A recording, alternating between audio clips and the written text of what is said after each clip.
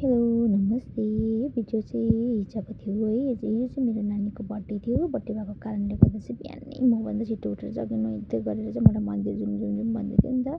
अनि म चाहिँ अलिक पानी पनि आएको थिएन भनेर चाहिँ ढिलो भइरहेको थियो नि त। अन्त तर पनि अब नुहाइ गरेर है अब मन्दिरतिर गयो है। अनि नानी अघि नुहाइसकेको थियो। उसलाई चाहिँ अब कति एक्साइटेड मेरो बर्थडे भनेर है। अनि हतार हतार पूजा पनि उसलाई पुरा मनपर्छ गर्नु हो। अनि पूजा गर्नुको लागि मेरो पछाडि आइराखेको थियो। मैले चाहिँ यसरी गर्नुपर्छ भन्दै भनिरहेको थिएँ उसलाई होइन।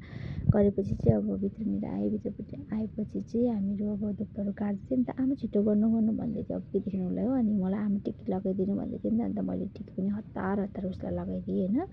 लगाइदिएपछि चाहिँ मैले पनि लगाएँ। अनि हस्बेन्डलाई पनि लगाइदिनु नानीले लगाइदिने अरे। अन्त लगाइदिएपछि चाहिँ हामीहरू अब त्यहाँनिर पूजाहरू गऱ्यो है। अनि त्यहाँनिर पूजा सधैँ हामी गर्छ नि त। अनि मन्दिरमा आउँछ त्यहाँदेखि उसलाई चाहिँ कति हतार परिरहेको थियो मिठाई बाँड्नुको लागि। हामी चाहिँ बात गर्दै आउँदै थियो नि त। अनि बाटोमा जो भेट्छ त्यसलाई म दिन्छु मिठाई भन्दै चाहिँ ऊ चाहिँ खुसी हुँदै आउँदै थियो। मिठाईको डब्बा बोकेर हिँड्ने अरे नि त। अनि त्यसपछि त्यहाँनिर अङ्कलहरू रहेछ नि त। अनि अङ्कलहरू आएर चाहिँ हतार हतार गएर चाहिँ हतार हतार उसले मिठाई दियो नि त। अनि उसलाई अब आशीर्वादहरू पनि दियो। अनि हाँस्दैछ नानी चाहिँ। त्यहाँदेखि अङ्कलहरू दिएपछि ऊ घरमा आएपछि चाहिँ त्यहाँनिर नानीहरूलाई मैले केक अनि जुसहरू ल्याइदिएको थिएँ हामीले। अनि त्यो दियो है।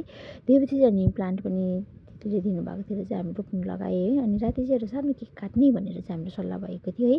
अनि पार्टी चाहिँ हाम्रो नेक्स्ट टाइम खानाको लागि चाहिँ अब नेक्स्ट टाइम मात्रै बोलाउने किनकि बिन्दा दिदी घरमा हुनुहुन्न थिएन नि त।